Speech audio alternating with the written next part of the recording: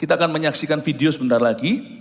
Saya juga mau mengundang Anda yang belum mendaftar di BISCON, Business Connection Conference. Jikalau Anda pengusaha, profesional di tempat kerja, kerja di dunia sekuler, kami ingin membagikan visi Tuhan atas hidupmu. Saya percaya Anda tidak akan menyesali, belum mendaftar segera, supaya Anda dibangun di atas dasar rema-rema Roh Kudus di dunia kerja Anda tahun ini. Mari kita saksikan video ini lebih dulu untuk memulai firman yang saya akan bagikan. Silakan. Susunan kejadian di akhir zaman menurut nubuatan firman Tuhan. Kita berada di titik sebelah kiri gereja masa kini. Akan ada pertemuan di udara ketika Yesus turun dan menjemput gerejanya di awan-awan. Tuhan berkata, 2 orang berjalan di ladang, yang satu diangkat, yang satu ditinggalkan. Tugas kita adalah hidup berjaga-jaga setiap hari, sebab tidak seorang pun tahu waktu dan saatnya. Setelah pengangkatan gereja Tuhan dari atas muka bumi, semua penduduk dunia akan jatuh ke bawah kuasa Sang Antikristus. 3,5 tahun pertama pemerintahannya akan diwarnai dengan kemenangan. Seperti pangeran berkuda putih, ia dieluk-elukan oleh seluruh penduduk bumi karena bisa memecahkan masalah dunia dengan begitu mudahnya. Namun 3,5 tahun terakhir pemerintahannya, Sang 666 akan kelihatan warna aslinya. Juga dalam pemerintahannya, Tuhan akan memukul bumi dengan berbagai macam murka. Malapetaka, bencana alam, perang, dan sakit penyakit yang belum pernah terdengar dan terjadi, akan terjadi di mana-mana. Tuhan membatasi pemerintahannya hingga 7 tahun, jikalau lebih dari itu tentunya seluruh bumi akan musnah. Di akhir pemerintahan Sang Antikristus, Tuhan akan turun ke bumi bersama dengan orang-orang kudus. Waktu itu, Tuhan akan disambut perang oleh Sang Antikristus dan nabi palsunya serta semua kroni-kroninya. Namun Tuhan mengalahkan mereka semuanya dan menangkap Sang Antikristus dan nabi palsu itu serta melemparkan mereka hidup-hidup ke dalam lautan api. Perang tersebut namanya Harmagedon. Kemudian Tuhan membangun kerajaan milenium yang artinya 1000 tahun dan bumi masuk di dalam masa damai. Iblis dirantai dan dicampakkan ke dalam jurang maut selama 1000 tahun itu. Dengan absennya setan dan roh-roh jahat, dunia mengalami pemulihan yang dahsyat. Manusia hidup begitu lama dalam berkat-berkat Allah, sehingga mereka yang hidup sampai 100 tahun akan dibilang terkena kutuk. Populasi bumi yang baru ini belum pernah secara sengaja memilih Kristus, mereka hanya mengalami semua berkat-Nya. Tidak heran, di ujung kerajaan milenium itu iblis sekali lagi dilepaskan. Seperti di Taman Eden, manusia punya pilihan, namun sayangnya manusia tidak memilih Tuhan. Dan setan berhasil memobilisasi seluruh bumi untuk berperang melawan Tuhan sekali lagi, dan ini adalah ujung segala peperangan yang ada di dunia. Perang itu bernama Perang Gog dan Magog. Di situ iblis dikalahkan, dan semua orang yang memberontak terhadap Tuhan binasa. Kita tahu bahwa yang disebut kiamat itu ada bagi orang-orang yang tidak selamat. Tapi bagi orang-orang yang sudah namanya tertulis dalam kitab kehidupan, pahala mereka menanti mereka. Di pengadilan tahta putih itu Tuhan akan berkata kepada yang satu, enyahlah, sedangkan kepada yang lain, masuklah dalam sukacita Bapakku. Kambing dan domba pun dipisahkan, dan pun membuat perbedaan antara orang fasik dengan orang benar. Setelah pengadilan tahta putih itu, maka orang-orang yang binasa akan mengikuti iblis dan semua malaikat-malaikat jatuh, dan mereka akan dilemparkan ke dalam api neraka untuk selama-lamanya. Sedangkan orang-orang benar yang namanya tertulis dalam kitab kehidupan, mereka masuk ke dalam sorga yang disebut sebagai langit dan bumi yang baru di kitab Wahyu. Haleluya, puji Tuhan. Mari kita ambil Alkitab kita dan catatan, kita akan belajar firman Tuhan. Saya percaya kemarin hari Minggu saya minta Anda untuk baca kitab Wahyu pasal 6-9, Anda sudah membacanya. Kita lihat dulu menu hari ini sepanjang hari 5 kali, di streaming kemana-mana, saya berikan judul The End Times atau zaman akhir atau akhir zaman. Ada 5 ibadahnya, masing-masing kita akan belajar pewahyuan Yesus Kristus dan aplikasi untuk kita hari ini. Jangan takut kitab Wahyu itu indah, itu bukan wahyu tentang antikristus, tentang perang, itu adalah wahyu Yesus Kristus. Jadi ada sesuatu untuk hidup kita hari ini. Kebaktian 1 saya beri judul Bangkitnya Sang Antikristus Setelah Pengangkatan Gereja.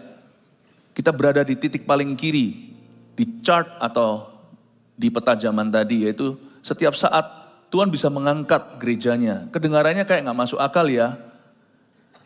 Jangan dimasukkan ke akal manusia yang begitu kecil, perkara-perkara yang di luar pengetahuan manusia. Allah itu lebih luas, lebih besar, lebih nyata daripada yang kita kira. Dan Tuhan berkata, 2 orang berjalan, yang satu diangkat, satu ditinggal. Itu sungguh, dan saya percaya dengan iman, sorga ada, neraka ada, Tuhan ada, dan saya percaya firman-Nya pasti akan digenapi. Yang percaya katakan amin. Bangkitnya Sang Antikristus setelah pengangkatan gereja yang terjadi bisa saja setiap waktu, setiap saat. Kita hanya bisa hidup berjaga-jaga. Mari kita buka Wahyu pasal 6 ayat pertama. Kita mulai membaca tentang meterai-meterai yang dibuka di akhir zaman. Ayat pertama, maka aku melihat anak domba itu membuka yang pertama dari ke-7 meterai itu. Dan aku mendengar yang pertama dari ke-4 makhluk itu berkata dengan suara bagaikan bunyi guru, mari berhenti. Ayat pertama, aku di sini adalah Yohanes, Rasul Yohanes di Pulau Patmos mendapat wahyu. Dia melihat anak domba itu Yesus Kristus. Yesus membuka meterai pertama dari ke-7 meterai itu. Meterai 7 meterai ini bicara tentang murka Allah setelah pengangkatan gereja. Ini semua dari Wahyu 6 ke atas adalah post-rapture events atau kejadian-kejadian setelah gereja diangkat. Absennya gereja perjanjian baru di atas muka bumi. Jadi please don't call me. Kalau Anda ada di sini yang tertinggal, terus cari pendeta yang ditinggal adalah pendeta yang fasik. Karena pada waktu itu bahasa sekolah minggu yang tinggal pada orang-orang benar hanyalah sisa-sisa baju mereka ketika mereka dalam waktu sekejap mata, kata Tesalonika. Sangkakala hanya didengarkan oleh orang benar, kita diubah dalam sekejap dalam kemuliaannya dan bertemu dengan Yesus di awan-awan. Itu bukan halusinasi manusia, itu firman tertulis di perjanjian baru lewat surat Paulus. Dan Yesus pun pernah mengatakan, 2 orang dikilangan, 1 ditinggal, 1 diangkat. Kita nggak tahu kapan itu terjadi, tapi Alkitab menjelaskan sesudah itu apa yang akan terjadi, meterai-meterai dibukakan. Dan aku mendengar orang pertama dari ke-4 makhluk itu berkata dengan suara bagaikan bunyi guru. Ke-4 makhluk di sini adalah God's mighty angels atau malaikat-malaikat Allah yang penuh dengan kuasa, namun tidak maha kuasa, tidak ada malaikat yang maha kuasa. Malaikat-malaikat ini menahan kejahatan di dunia, mulai dilepaskan penjagaannya. Tidak total, kalau total bumi binasa, meskipun tanpa gereja pun dunia masih memperoleh belas kasihan Allah. Tuhan itu panjang sabar, itu sabarnya panjang beneran. Tapi dunia udah berbeda tanpa gereja. Coba bayangkan ada kita aja, LGBT sudah bebas. Ada kita aja, negara-negara semakin hari semakin antikristus. Apalagi tanpa kita, kalau nggak ada penjaganya, nggak ada papa mama aja nakal, tunggu nanti kalau dia sekolah luar negeri, bebasnya nggak keruan. Gereja itu hikmat Allah, meskipun banyak sekali cacat celah di dalam sejarahnya. Tanpa gereja, sekalipun gereja nggak sempurna, celakalah dunia. Ke-4 makhluk itu berkata dengan suara bagaikan bunyi guru. Suaranya gini, mari. Kedengarannya bagus ya, marilah kepadaku yang letih lesu dan berbeban berat. Tapi ini bukan bukan lagi undangan untuk Kristus datang. Mari di sini adalah, ya sudah kalau itu maumu hai dunia. Pada saat itu Tuhan mulai menyerahkan bumi kepada apa yang mereka inginkan. Ingat gak cerita di padang gurun? Mereka semua berseru-seru, ayolah Tuhan, kami mau makan daging. Masa terus makan begini mana? Bawang prei, berambang merah di Mesir itu betapa enaknya. Mereka lupa cambukan-cambukan mandor-mandor di situ. Mereka lupa yang namanya slavery atau perbudakan. Akhirnya Tuhan berkata, ya sudah kalau ini maumu, kalau kamu paksa ya, aku berikan namanya permissive will atau kehendak Tuhan yang diizinkan. Kamu mau kan? Ya sudah, Kamu tidak mau Kristus kan? Gereja ini, dunia ini kan anti Kristus, anti Kristen, anti pendeta, anti orang Kristen, anti gereja. Coba lihat. Coba lihat sekarang itu loh sentimennya dunia. Itu pun masih terjadi kebangunan rohani di gereja-gereja. Wah, tapi tidak bisa dipungkiri. Dunia ini tidak suka orang-orang Kristen. Coba lihat kalau Anda di masyarakat, Anda sungguh-sungguh dengan orang Kristen aja sesama Kristiani, Anda pasti akan disebut fanatik dan sebagainya. Jangan marah sama mereka, memang itu hawa dunia. Suatu hari Tuhan akan berkata, ya sudah, mari. Bahasa Jawa Tengahnya monggo silakan. Kalau ini maumu, kamu tidak mau Kristus kan? Kamu mau anti Kristus kan? Semua orang rasanya keren. If I'm born to be bad. Kebaikan itu tidak menarik. Kejahatan itu menarik. Anak-anak muda coba lihat. Kalau nggak sungguh-sungguh berakar pada Tuhan. Mereka kalau bisa membuat sesuatu yang gila-gilaan itu, padahal mereka nggak suka. Mereka merasa mereka itu diterima. Dan mereka merasa ini normalnya. Dan mereka merasa keren gitu, cool gitu. Coba bir. Minum bir, anak muda rasa gimana. Padahal nggak tentu mereka suka. Coba merokok. Hanya demi untuk impress teman. Padahal kalau merokok sungguhan batuk-batuk, sungguhankah mereka suka? Awal mula mereka jatuh dalam kecanduan itu karena terpaksa. Karena peer pressure atau tekanan sebaya. Coba lihat ya, orang mana ada anak muda yang merasa keren kalau doa di depan teman-temannya. Bukankah salib yang harus dia pikul? Dia dicerca, dihina, sok suci lu. Kenapa dunia begitu ya? Memang hawanya anti Kristus. Suatu saat Tuhan akan berkata, ya sudah, mari. Mari kita lihat apa yang keluar ketika Tuhan berkata, mari. Dan aku melihat sesungguhnya ada seekor kuda putih. Dan orang-orang yang menunggang, satu orang. Orang yang menungganginya memegang sebuah panah. Dan kepadanya dikaruniakan sebuah mahkota. Lalu ia maju sebagai pemenang untuk merebut kemenangan. Wow. Seekor kuda putih, ada orang yang menunggangi, bahasa Chinese-nya Pai Ma Wang Zi. Pangeran berkuda putih, Yesus ini pasti. Pokoknya putih pasti Yesus. Malaikat jatuh pun bisa pura-pura jadi malaikat terang kok. Saya tunjukkan bahwa ketika Tuhan berkata, mari kali ini, yang datang ke dunia bukan Kristus, karena Kristus ditolak bolak-balik. Yang datang adalah antinya Kristus, yang mirip-miripin diri dengan Kristus bagi dunia atau Mesias. Dia mempresentasikan diri sebagai juru selamat dunia dan diterima dengan mudah. Karena dia sesuai dengan ekspektasi bumi, tapi nanti dunia akan kecewa. Seekor kuda putih di sini bukan Mesias, tapi 666. Palsuan Mesias itu, kebaktian kedua nanti saya jelaskan. Kira-kira dia ini kayak apa? Di zaman orang-orang Yahudi ngalami aniaya yang lebih tinggi. Di mana orang-orang bumi sudah tidak ada gereja perjanjian baru lagi. Tapi sekarang mari kita fokus sedikit tentang 666 ini. Seekor kuda putih, orang yang menungganginya memegang sebuah panah. Kalau Yesus Kristus memegang pedang bermata dua. Gak pernah ada gambaran Yesus pegang panah. Yang pegang panah di Kejadian itu Nimrod. Nimrod yang membangun satu peradaban namanya Babilonia. Babel itu negara adikuasa zaman dulu di daerah Irak, Iran. Sekarang Irak tidak berdaya. Tapi disitulah hotbed, di situ dari dulu itu tempat semua konflik dunia di daerah-daerah Timur Tengah. Pegang panah itu lambang Nimrod. Saya tidak mau kita terlalu masuk ke simbolisme nanti, jangan-jangan buat patung Yesus pakai pedang pun itu bukan Tuhan. Siapa yang pernah lihat Yesus sehingga kita bisa wujudkan dia dari buatan tangan manusia? Sembah aja Tuhan Yesus dalam roh dan kebenaran. Tidak perlu wujudnya, suatu hari kita akan ketemu muka dengan muka. Ini bukan Kristus, dia pegang panah. Kepadanya dikaruniakan sebuah mahkota. Ini mahkota dari setan, dari iblis, dari Lucifer itu. Ini orang diurapi oleh setan. Inilah seorang individu, seorang insan yang paling diurapi sepanjang sejarah oleh iblis. Ini urapan palsu.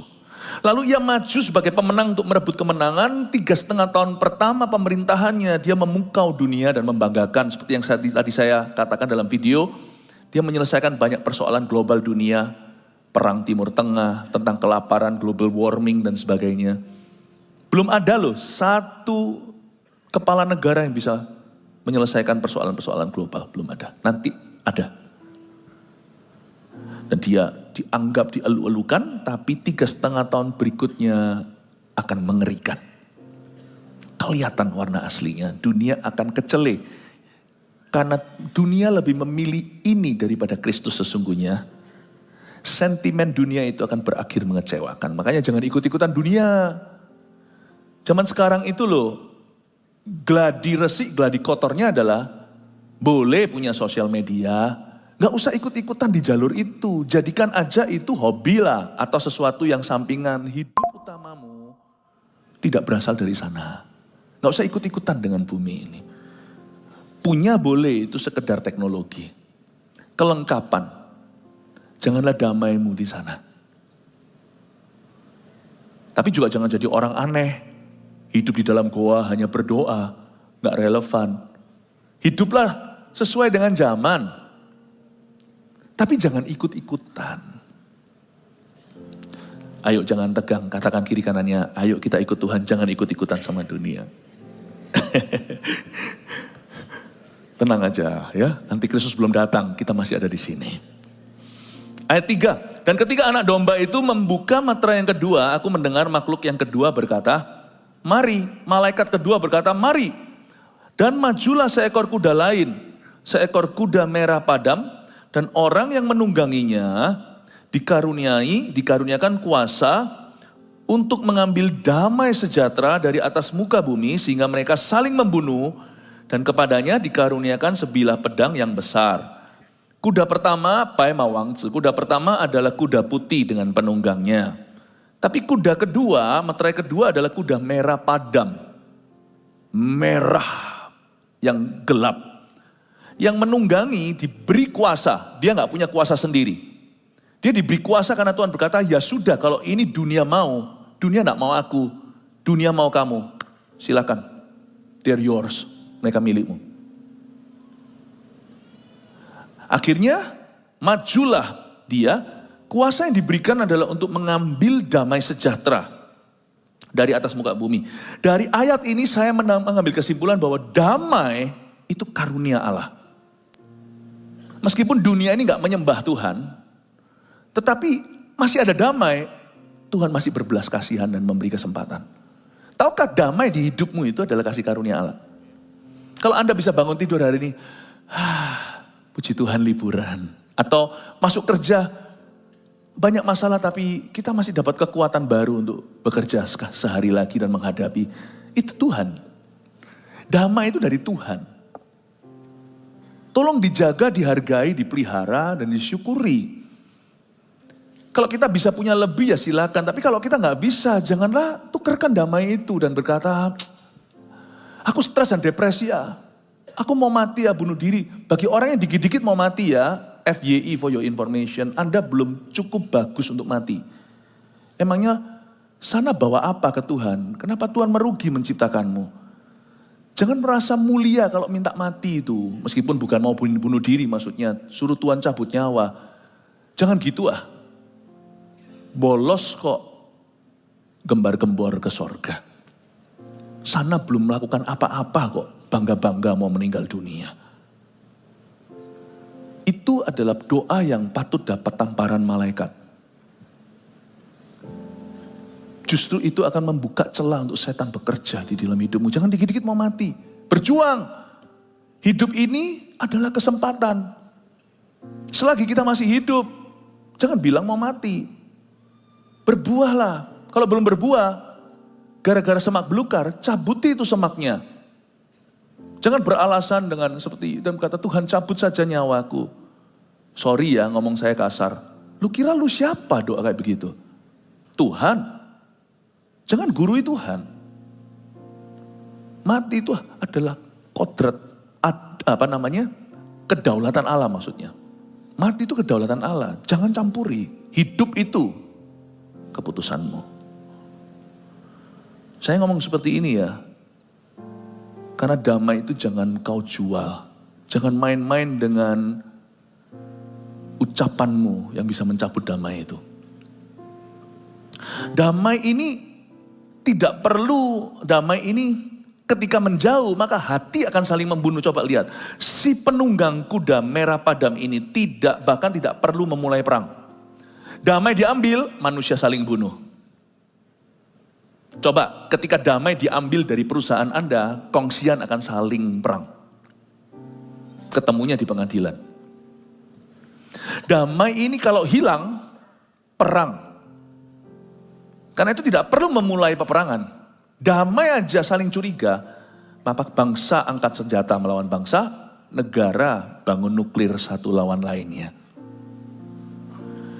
Sejak Perang Dunia Kedua ada tercatat 150 sekian peperangan signifikan di dunia ini. Dan budget yang telah dikucurkan untuk perang seluruh bumi sejak World War II adalah $1 triliun. Orang berkata, kasih orang miskin karena orang miskin. Berhenti perang aja, ikuti damai Kristus, tidak akan ada poverty di bumi, tidak akan ada kemiskinan di dunia. Jadi kita sekarang ngerti, yang menahan berkat itu bukan gereja, tapi perang-perangan di dunia. Pahami siapa musuhmu, siapa kawanmu. Pahami Anda dan saya di sisi mana di dalam sejarah. Di sisi karya pekerjaan Allah, atau kita mindsetnya dunia dengan anti-Kristen, anti-Kristus, anti-gereja, anti-pendeta.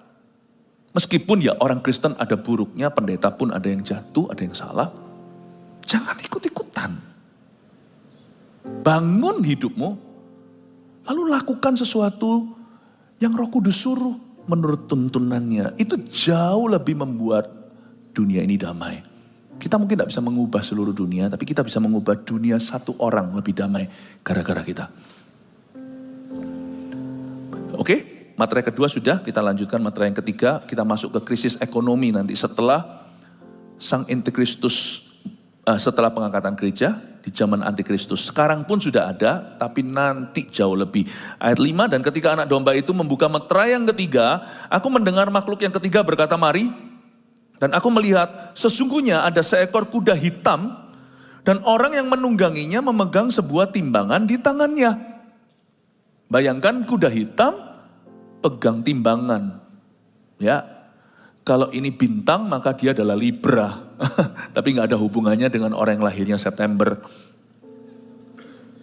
Ini memegang sebuah timbangan di tangannya itu neraca. Neraca ini dagang.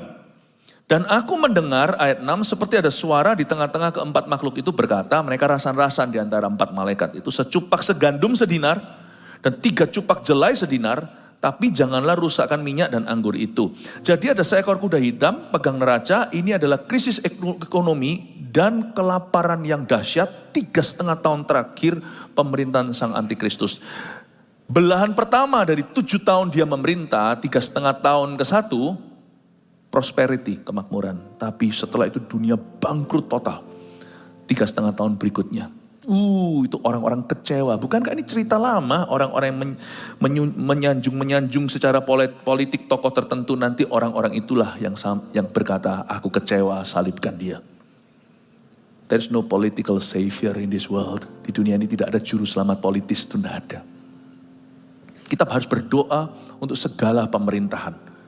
Kalau kita ditaruh di negara itu, kita doa untuk pemerintahan negara tersebut. Kita berdoa supaya Tuhan bisa memakai mereka. Beri takut akan Tuhan. Tapi hanya Tuhanlah juru selamat. Kita mengerti nanti suatu hari pilihan seluruh dunia. Satu suara, mereka sama-sama menaruh percaya pada satu tokoh yang sangat hebat, figur politik. Nanti juga ada nabi palsu, tapi minggu ini saya tidak akan sampaikan tentang nabi palsu itu. Ada some sort of religious system, sistem agamawi yang dia bawa. Ya, mempersatukan agama mungkin secara universal, saya tidak tahu, saya nggak bisa bayangkan maksud nubuatan itu seperti apa persisnya. Saya beritahu ya, pada suatu saat nanti seluruh dunia akan kecewa dengan pilihannya. Karena mereka tidak memilih Kristus dan tidak memilih jalan Tuhan. Krisis ekonomi akan gila-gilaan. Saya dikasih contoh oleh malaikat dalam rasan-rasan mereka, secupak gandum sedinar. Secupak itu 1 liter, cupak itu liter. Jadi bayangkan kalau gandum orang Indonesia nggak terlalu makan roti. Jadi pikirkan aja gandum itu beras, secupak seliter beras, sedinar itu harga sehari upah kerja. Upah kerja harian berapa di Indonesia? Per now 2024, kalau saya salah sorry ya, karena saya bukan seorang ekonomis, saya seorang pendeta, jadi saya nggak terlalu ngikuti. Ya, tapi taruhlah 200.000. 1 liter beras 200.000, saya nggak tahu sekarang ibu-ibu, kalau Anda belanja di pasar atau di supermarket, 1 liter beras itu harganya berapa? 20.000? Berapa? 17-15.000, ini mengikuti, puji Tuhan ada mereka, pendeta nggak lengkap kalau nggak ada ibu-ibu rumah tangga. 17.000, 15.000, nanti jadi 200.000. Seliter. Bukan karena mahal, karena langka. Jadi sana punya 200.000 pun tidak dapat oksigen gitu loh. Seperti zaman COVID. Zaman itu akan luar biasa. Life, hidup akan turun standarnya sampai di level bare necessities bahasa Inggrisnya. Sampai di level kebutuhan pokok, bukan luxury. Jadi please jangan ngomel dengan fasilitas hari ini. Bersyukurlah untuk apa yang kau miliki. 5 roti 2 ikan kau kelola bisa memberi 5.000 orang makan. Tetapi janganlah rusakkan minyak dan anggur itu. Minyak, ini minyak zaitun kalau orang-orang Yahudi. Itu untuk celup roti, itu makanan mewah. Anggur itu untuk pesta. Jadi saat itu terjadi krisis ekonomi. Yang beruntung adalah, gak fair saya ngerti, yang beruntung adalah orang yang paling kaya. Diborong semua tuh beras. Tetapi janganlah rusakkan minyak dan anggur itu, dengan kata lain pada saat itu dunia akan begini bunyinya. The survival of the richest, bukan survival of the fittest. Sekarang kan siapa yang lebih kuat, hukum rimba kan, dia yang dapat. Tapi yang nanti siapa lebih kaya akan bisa melangsungkan hidup. Jadi lebih ngeri saat itu jomplang kaya miskin. Tidak pernah Anda melihatnya seperti zaman nanti Kristus. Sebab 3 cupak jelai sedinar. Waktu itu, berarti punya uang pun nanti, orang kaya pun gak tentu dapat. Karena yang super kaya yang bisa survive. Jadi bisa bayangkan gak dunia saat itu huru haranya kayak apa? Kalau Anda ditinggal, please don't call me. I hope I will not be around. Karena saya harap saya tidak ada di tempat. Kalau saya di tempat celaka saya, berarti kan saya ditinggal. Ya, jangan telepon Pastor Yohanes. Pastor Yohanes juga pasti diangkatnya. Bukan berarti kita takut ya aniaya, enggak sih. Saya rasa ini kutukan Allah, bedakan aniaya, sekarang pun ngalami aniaya. Kita semua itu loh, sekarang itulah dibully sana sini. Di beberapa negara orang Kristen bahkan mati. Saya beritahu ya, ini bukan, saya percaya bahwa pengangkatan itu terjadi dalam firman dikatakan, sebelum semua ini terjadi. Karena ini murka Allah, ini bukan aniaya, ini bukan salib. Ini kutuk. Ayat 7, dan ketika anak domba itu membuka meterai yang keempat, aku mendengar suara makhluk yang keempat berkata, mari kita lihat sekarang penunggang keempat. Dan aku melihat sesungguhnya ada seekor kuda hijau kuning, dan orang yang menungganginya bernama Maut, dan kerajaan Maut mengikutinya. Kudanya hijau kuning, oke? Yang menunggangi namanya Maut dan kerajaan Maut mengikutinya, dan kepada mereka diberikan kuasa atas 1/4 dari bumi untuk membunuh dengan pedang dan dengan kelaparan dan sampar dan dengan binatang-binatang buas yang di bumi. Meterai yang keempat ini disebut death toll atau berjatuhan korban. 1/4 oleh karena penunggang kuda hijau kuning yang menunggangi bernama Maut dan kerajaan Maut, yang namanya setan panen raya. Neraka itu ngalami tuaian, sebab pada zaman di mana gereja yang kudus sudah diangkat oleh Kristus, yang sisa adalah orang-orang fasik atau orang-orang yang menentang Kristus, yang akan jatuh ke bawah kaki sang antikristus. Jadi yang mati boleh dikatakan hampir semua itu binasa. Makanya di sini bukan penunggangnya namanya kematian, tapi namanya maut. Akan terjadi kematian besar-besaran di dunia karena alasan-alasan terbunuh karena pedang, karena kelaparan, karena sampar, karena penyakit-penyakit baru maupun penyakit-penyakit lama. Death toll, yang namanya jatuh korban itu akan luar biasa. Alkitab mengatakan di sini 1/4 populasi dunia. Berarti hari ini kalau bumi ini 8,1 miliar penduduknya, coba bayangkan dalam waktu sekejap 3,5 tahun, dunia ini akan melihat 2 miliar orang mati. Coba bayangkan zaman COVID, jutaan memang, banyak. Tapi nanti itu 1/4 bumi dari 8,1 miliar aja hari ini nanti pasti bertambah. Entah sampai kapan Tuhan datang. Tuhan itu mengangkat gerejanya lalu terjadi semua event-event ini 3,5 tahun, 3,5 tahunnya Antikristus. Taruhlah sekarang aja 8 miliar, berarti 2 billion lives will die. Saya nggak bisa bayangkan dukanya, saya nggak bisa bayangkan penyakitnya.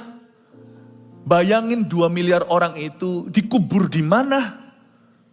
Penyakit sampar itu akan kemana-mana. Entah sampar di sini apa waktunya. Pasti tidak sehat seluruh dunia. Dan ketika anak domba itu membuka meterai yang kelima ayat 9, aku melihat di bawah mezbah jiwa-jiwa mereka yang telah dibunuh oleh karena firman Allah dan oleh karena kesaksian yang mereka miliki. Meterai yang kelima bukan kuda. Meterai yang kelima ini adalah justice, keadilan Allah. Karena ketika dibuka, maka Yohanes melihat di bawah mezbah ada jiwa-jiwa martir yang dibunuh karena firman Allah.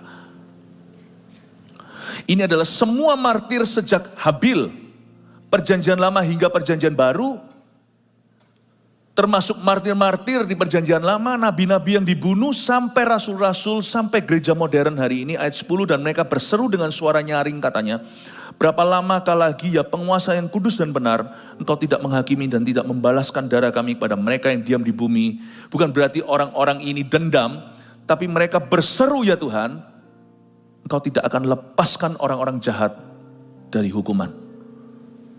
Para martir ini disimpan di bawah mezbah, di tempat di mana mereka mezbah itu mempersembahkan korban yang berkenan. Kematian mereka berkenan kepada Tuhan. Ini baru mati mulia. Karena mereka matinya bukan karena bosan hidup, tapi karena firman Allah dan kesaksian mereka. Martir-martir memiliki tempat khusus. Jangan takut mati bagi Kristus. Ada seorang teman berkata, aku takut loh kalau aku pelayanan ke situ dan sebagainya, aku dimartir. Saya bilang, darahmu cukup suci tah. Martir itu panggilan tertinggi. Jangan GR sama Tuhan. Enggak tentu loh darahmu itu diterima sama Tuhan sebagai benih gereja di pulau itu, di negara itu. Enggak tentu. Jangan takut. Hiduplah bagi Kristus. Mati adalah keuntungan. Tetapi saya jelaskan arti martir sesungguhnya di ayat 11. Ada sesuatu kalau kita baca Alkitab itu secara asal kita tidak akan menemukan. Ayat 11 kita baca, dan kepada mereka masing-masing diberikan sehelai jubah putih. Fine, kita tahu itu. Dan kepada mereka dikatakan bahwa mereka harus beristirahat sedikit waktu lagi hingga genap jumlah kawan-kawan pelayan dan saudara-saudara mereka yang akan dibunuh sama seperti mereka. Tuhan ngomong gini sama suara martir di bawah mezbah. Kalian harus tunggu sesaat lagi. Tunggu, belum penuh. Hingga genap jumlah kawan-kawan pelayan dan saudara-saudara kalian yang akan dibunuh sama seperti kalian. Kata hingga genap jumlah kawan-kawan pelayanan dalam bahasa asli Wahyu ini yaitu Yunani, dia tidak ada kata jumlahnya. Tapi supaya nyambung sama penterjemah Alkitab ditambahkan sedikit. Bukan berarti mengubah Alkitab, tidak. Tapi supaya kita jelas. Sebenarnya bunyinya begini, karena bahasa Indonesia perlu kata sambung, bahasa Inggris pula, hingga genap, mestinya hingga genap kawan-kawan pelayan dan saudara-saudara mereka yang akan dibunuh sama seperti mereka. Tidak, kata jumlah itu kata penyambung. Maksud saya apa? Gak tentu bicara tentang kematian. arti broad atau arti luas martyrdom. Itu bukan mati bagi Kristus tapi hidup bagi Tuhan. Hingga genap kawan-kawanmu, sampai kawan-kawanmu itu genap. Sampai gereja Tuhan karakternya disempurnakan. Jadi Tuhan tidak merujuk, tidak mengacu pada berapa banyak orang lagi yang akan mati baru aku adili. Tapi Tuhan berkata, kamu tunggu karena darahmu itu benih, tunggu sampai gerejaku itu penuh, rumahku harus penuh, tunggu sampai gerejaku itu karakternya satu-satu sempurna, yang gegeran di antara mereka itu bisa berdamai, meskipun untuk damai perlu dua sisi, tapi minimal Tuhan melihat yang benar itu disempurnakan. Allah menunggu hamba-hambanya, Anda dan saya, anak-anaknya, agar karakter kita semakin seperti Kristus. Maka aku akan mengadili dunia ini. Luar biasa ya. Tapi Tuhan tidak akan menunggu kita sempurna kalau kita berlambat-lambat. Sebab kedatangan Tuhan Siso pasti tidak akan menunggumu. Di kitab Roma, Paulus mengatakan sampai genap jumlah orang-orang dari bangsa-bangsa lain masuk kerajaannya. Nah, kata genap itu berapa? Nggak ada orang yang tahu. Zaman dulu ketika ada seorang evangelis yang sudah almarhum hari ini di Afrika. Lalu dia berkhotbah 1 juta orang terima Tuhan. Saya berdoa supaya ada penginjil-penginjil seperti ini lagi. Setiap kali Anda melihat 1 juta orang terima Tuhan, kita bahagia tapi kita juga patut sedih. Berarti kuotanya sudah keambil 1 juta. Waktu Tuhan semakin dekat tidak mungkin semakin jauh. Bukan hanya lewat gempa bumi, tanda-tanda zaman. Kita nggak tahu kapan, tapi kalau kita melihat bahwa Injil diberitakan sampai ke ujung dunia, waktunya makin singkat. Dan hingga genap jumlah orang-orang non-Yahudi yang masuk dalam kerajaannya, karena sebenarnya loh di bumi ini, apalagi di zaman teknologi, mana ada sih orang yang belum dijangkau sama Injil? Sudah semua, minimal mereka sudah pernah dengar Injil. Seorang misionaris pernah berkata, gak usah injili 1 orang 2 kali sebelum semua orang diinjili sekali. Ya itu ada betulnya. Tapi kalau yang kita perlu injili itu adalah papa kita sendiri, mama kita, anak kita, saudara kita. Dia gak mau sekali ya jangan menyerah lah. Kenapa? Karena itu adalah orang yang kita kasihi. Itulah sebabnya gereja tidak sama dengan organisasi penginjilan. Yang pergi ke seluruh dunia, gereja itu bercokol di komunitas itu lagi dan lagi. Terus cari si bungsu, sudah masuk ke dalam rumah bapaknya, keluar lagi tersesat, kita cari lagi kemudian hari. Tapi bagi orang yang suka berlamban-lamban, ingatlah kalau Injil diberitakan sampai seluruh dunia, dan ada 1 orang lagi terima Tuhan, kursimu sudah diambil. Jadi please jangan lamban-lamban, yang mau baptis, yang mau apa, tunggu aja esok hari.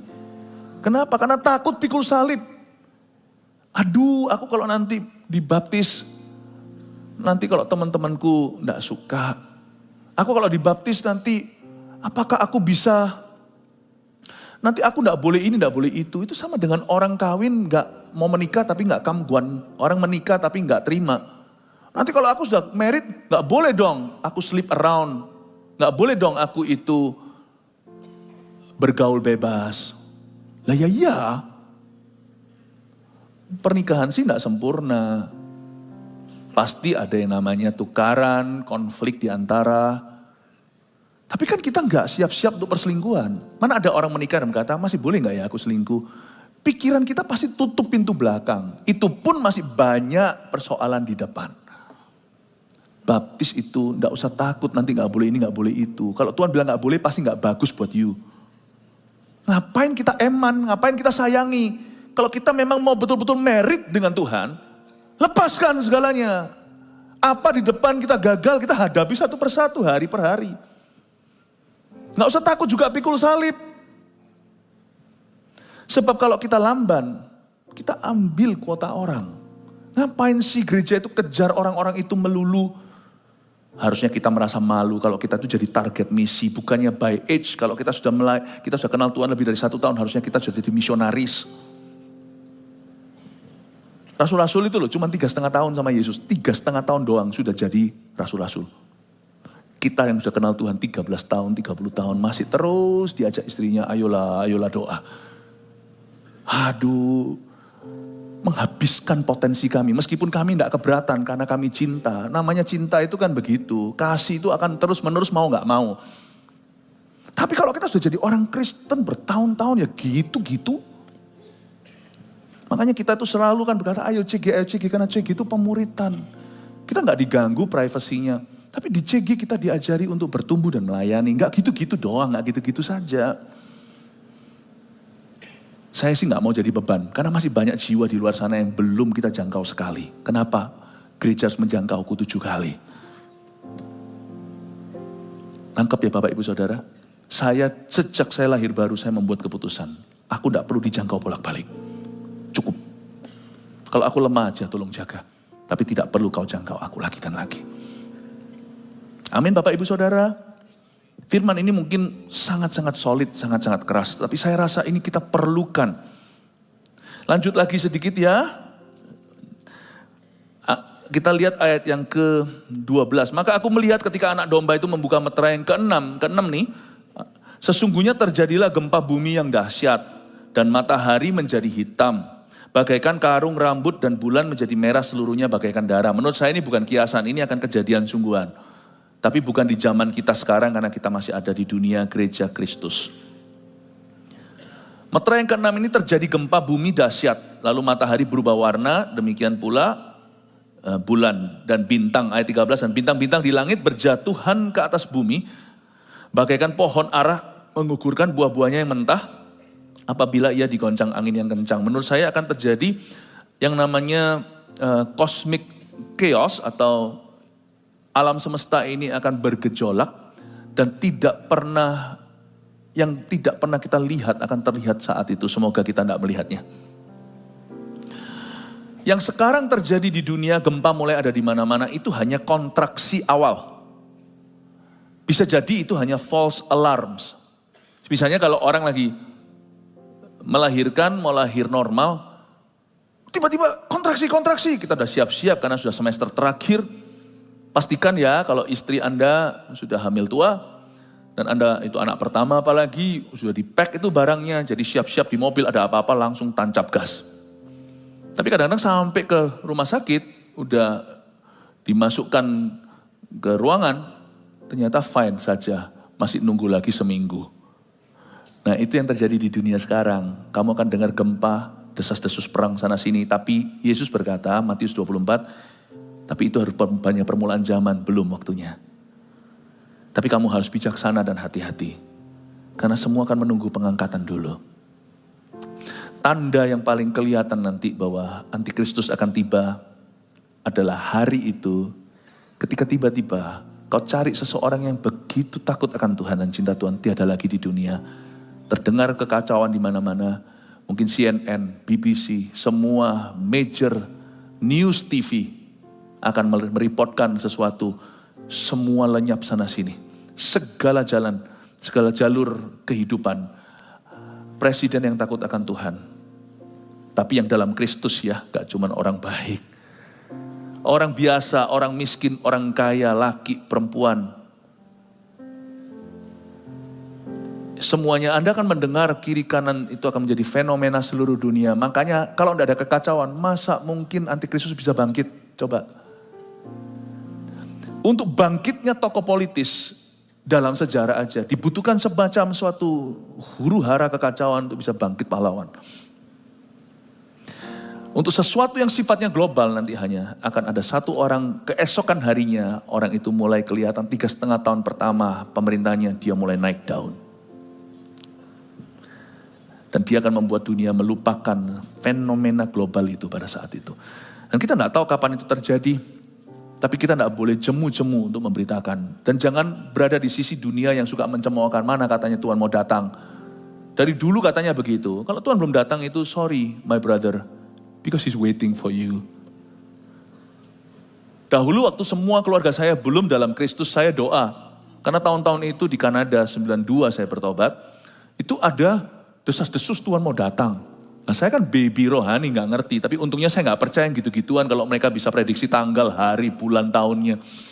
Tapi saya tahu Tuhan berkata waspadalah. Saya berdoa loh, sungguhan loh, ini doa saya. Nggak tahu Alkitab biang enggak, tetapi biasanya doa di Wahyu pasal terakhir, Maranatha, Tuhan datanglah, datanglah Tuhan Yesus. Datanglah Tuhan Yesus. Saya doanya nggak begitu, karena masih ada anggota keluarga kami yang belum dalam Kristus. Saya setiap hari berdoa, Lord, don't come today. Aku masih menunggu anggota keluarga ini yang saya doakan. Jadi kalau kesannya berlambat-lambat, mungkin saya juga sumbangsi berdoa, Tuhan jangan datang. Kenapa? Karena kami belum dalam Tuhan. Kalau Tuhan datang, ya ampun, ada gereja aja gak mau ke gereja kok. Ada orang-orang bener aja gak mau doa kok. Tanpa kita coba, mereka selamat otomatis. Ada papa mama aja bisa rusak kok. Coba gak ada papa mamanya. Brol-brolan. Mau tobat sekarang, mau baptis sekarang, mau layani Tuhan sekarang. Jangan tunggu sampai orang-orang yang mendukungmu, yang mementorimu tiada lagi. Kalau mereka masih ada, jangan ikut mereka. Berarti mereka ada sesuatu yang fasik dalam diri mereka. Tuhan membuat perbedaan antara orang-orang fasik dan orang benar. Coba lihat ayat 14, saya sudah mau selesai. Maka menyusutlah langit bagaikan gulungan kitab yang digulung dan tergeserlah gunung-gunung dan pulau-pulau dari tempatnya. Nanti Anda akan melihat pulau-pulau. Pada saat itu firman Tuhan menubuatkan bahwa gunung-gunung yang besar di dunia ini akan bergeser tempat dan pulau-pulau juga. Jadi ada beberapa benua, asumsi saya adalah beberapa benua akan pecah karena gempa. Beberapa negara, beberapa lagi akan cekat atau melekat.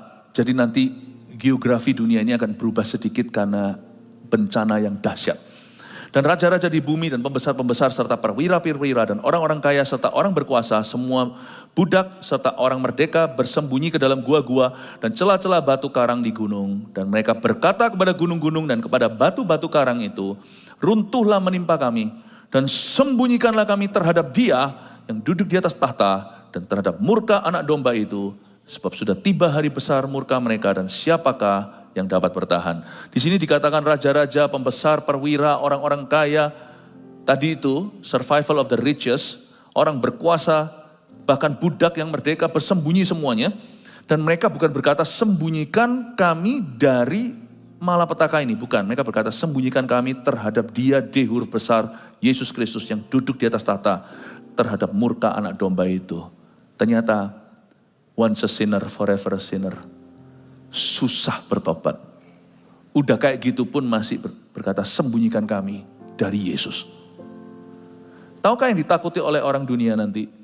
Bukan semua bencana itu, adalah ketemu Yesus. Bersyukurlah Anda bisa ketemu Yesus setiap saat. Datang harinya. Ketika setelah pengangkatan itu, ketemu Yesus adalah sesuatu yang mereka ngeri-ngerikan. Jadi orang dunia takut sama hadirat Allah, bukan sama kematian. Saya ingin Anda untuk mengerti 3 poin yang bisa Anda bawa. Catat ini, selalu ujung dari semua pengetahuan ini aplikasi. Yang pertama, celaka jika Tuhan serahkan kita kepada nafsu dan keinginan kita. Jadi bersyukurlah kalau Tuhan masih bisa berkata tidak kepadamu.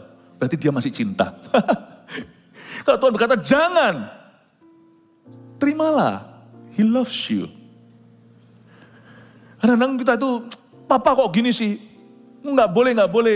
Untung nggak diperbolehkan. Hai anak muda, jangan mengeluh kalau papa mamamu melindungi sekalipun kayaknya sedikit overprotective. Zaman sekarang loh, nggak bisa over kok sebenarnya. Tapi papa mama ya jangan overprotective lah. Anakmu cepat lambat juga akan ketemu yang gitu. Dia harus bisa hadapi sendiri. Celaka tapi jika Tuhan serahkan kita pada nafsu dan keinginan kita. Kalau Tuhan berkata, ya sudah terserah lu. Kalau Tuhan bilang terserah, jangan jalan. Percayalah saya, kalau Tuhan bilang ya sudah terserah. Kalau Tuhan diam aja, jangan diteruskan. 2, please jangan ikut-ikutan arus dunia. Atau kagumi yang mereka kagumi. Zaman sekarang ini orang-orang Kristen malah suka flirting loh. Coba bayangkan, flirting sama orang-orang yang tidak percaya Tuhan. Banyak. Boleh, kita harus mengasihi sesama kita, gak peduli latar belakangnya. Tapi jangan samakan Tuhanmu dengan Tuhan mereka. Kita gak usah diskriminasi, prejudisme, gak usah. Tapi kita sebagai umat Injil, Kita harus pegang teguh. Jangan samakan kalau Anda tahu keyakinan, kalau Anda punya keyakinan. Jangan flirting, jangan bercumbu sama orang-orang dunia. Jangan kagumi yang mereka kagumi. Gak usah ikut-ikutan. 3, kita belajar sesuatu kalau damai sejahtera tadi adalah karunia kan. Jadi begini, damai sejahtera itu karunia. Dan hanya ditemukan in Christ alone, in Christ only, di dalam Kristus. Saya percaya pelajaran ini menjadi sesuatu yang berharga buat kita semua. Hari ini kita mengerti bahwa Sang Antikristus akan bangkit setelah pengangkatan gereja. Sebelum gereja diangkat, perhatikan 3 ini. Hiduplah dalam kasih Yesus. Foto ini, 1, 2, 3, silakan. Haleluya, kasih tepuk tangan untuk Tuhan.